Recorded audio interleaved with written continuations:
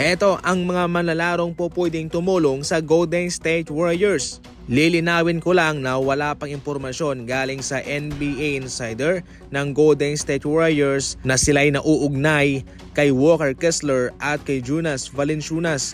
Pero eto, ating pag-uusapan kung sino-sino ang posible nilang ipalit kung sakaling gusto nilang mag-trade para sa kanila.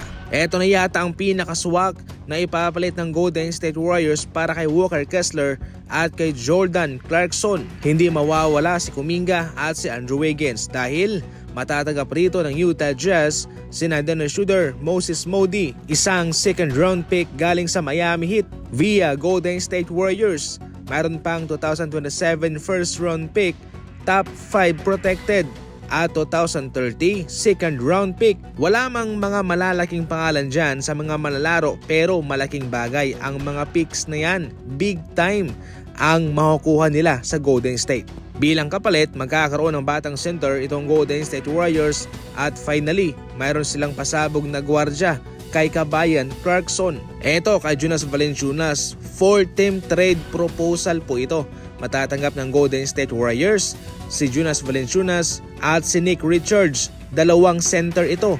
Isang gwardya si Seth Curry ang kapatid ni Steph. Matatanggap ng Hornets si Kevon Looney, 2025 second round pick ng Miami Heat via Golden State Warriors at 2030 second round pick. Yan po ang matatanggap ng Hornets. Sa Washington naman, si Ousmane Dieng ang 2028 second round pick ng OKC at 2029 second round pick via OKC. Sa OKC naman, ang kanilang makukuha sa mga picks ay itong si Gary Payton. Magkakaroon ng dalawang big man ng Golden State mga idol. Magkakaroon ng isang veteranong big man ang Hornets kay Kevon Looney plus mga picks. Ganon din ang Washington Wizards at itong OKC. Mas lalo pang gaganda yung kanilang depensa dahil kay Gary Payton. Once again, yan ho yung mga posibilidad lamang kung sakaling susubukan ng Golden State Warriors na mag-trade. Wala po tayong kinukumpirma. Malinaw tayo dyan.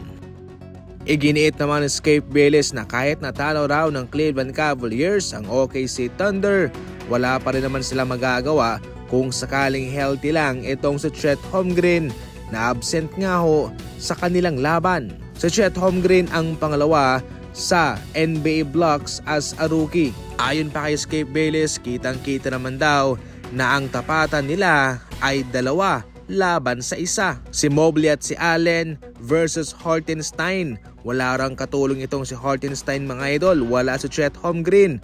Kaya congrats lang daw muna sa ngayon, ayon pa kay Skip Bayless. Pero ang totoong malakas pa rin ay itong OKC Thunder. Para sa inyo, ano ang komento ninyo patungkol dyan? Tama ba? Agree ba kayo sa sinabi ng Skip Bayless? I-comment lang.